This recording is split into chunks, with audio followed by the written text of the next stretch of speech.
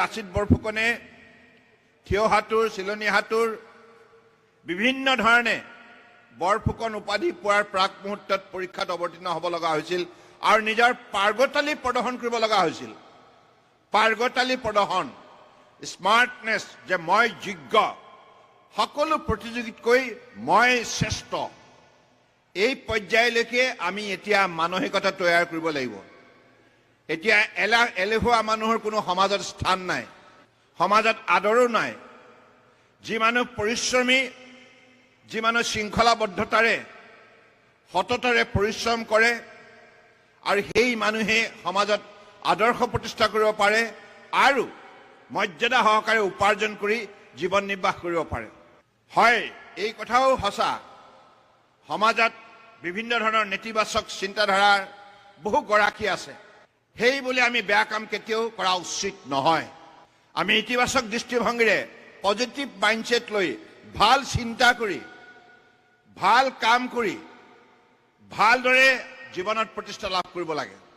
মানুহ জন্ম হয়, মানুহ মৃত্যু হয়, এইটো এটা স্বাভাৱিক যাত্ৰা। কিন্তু ভাল কাম যুগে যুগে অমৰ, ভাল কাম কেতিয়াও মৃত্যু নহয়। মই যদি এই জীৱনত ভাল কাম কৰি গলো, মোৰ মৃত্যুৰ পাছতো, হাজাৰ বছৰ পাছতো মানৱ সভ্যতাই শ্ৰদ্ধা সহকাৰে সোঁৱৰিব। আজি যেনেধৰণে আমি জাতিৰ পিতা মহাত্মা গান্ধী খন্তেক আগতে আমি এতিয়া গৈ পেলাই বীৰ ৰাঘৱ মৰাণক আমি শ্ৰদ্ধাৰে আমি গভীৰ শ্ৰদ্ধাঞ্জলি জ্ঞাপন কৰিলোঁ, তেখেতক স্মৃতিচাৰণ কৰিলোঁ। কিহৰ কাৰণে? তেখেতৰ মহৎ কামখিনি, সন্তোষ কুমাৰ তপ্ন, চাইমন সিং হৰ, এইসকল মহান শ্ৰমিক নেতাৰ ভাল কামৰ বাবে আজিও সমাজত প্ৰাসংগিকতা আছে, আদৰ আছে, স্নেহ আছে আৰু থাকিব।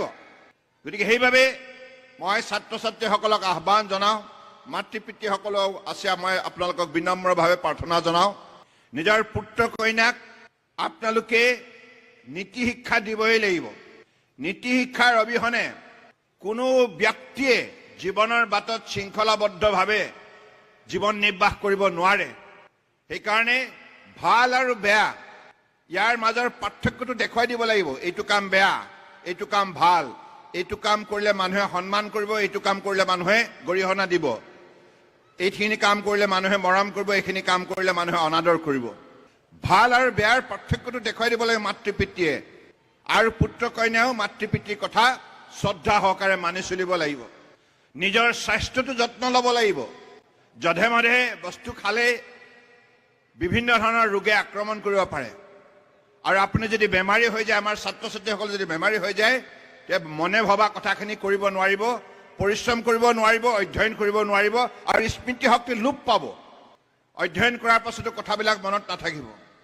সেইকাৰণে যধে মধে খাদ্য যাতে নাখায় আৰু মাদক দ্ৰব্য যাতে কোনো কাৰণত গ্ৰহণ নকৰে, মদ ভাং ড্ৰাগছ ইত্যাদি ইত্যাদি যাতে কোনো কাৰণত নাখায়, আৰু নাখায় আমাৰ নীতিগতভাৱে সাধাৰণ খাদ্য যিটো মাতৃ পিতৃয়ে শিকায়, আমাৰ ঘৰবিলাকত গাঁওবিলাকত যিটো পৰম্পৰা, লাইনবিলাকত যিটো পৰম্পৰাগতভাৱে আমি সাধাৰণভাৱে যিটো খাদ্য খাওঁ, বইল খাওঁ, স্বাস্থ্যটো যত্ন লওঁ, তে নিশ্চিতভাৱে স্বাস্থ্যটো সুন্দৰ হৈ থাকিব, নিৰোগী হৈ থাকিব আৰু কঠোৰ পৰিশ্ৰম কৰি বিভিন্ন পৰীক্ষাত উত্তীৰ্ণ হ'ব পাৰিব। জীৱনটো ধুনীয়া হ'ব।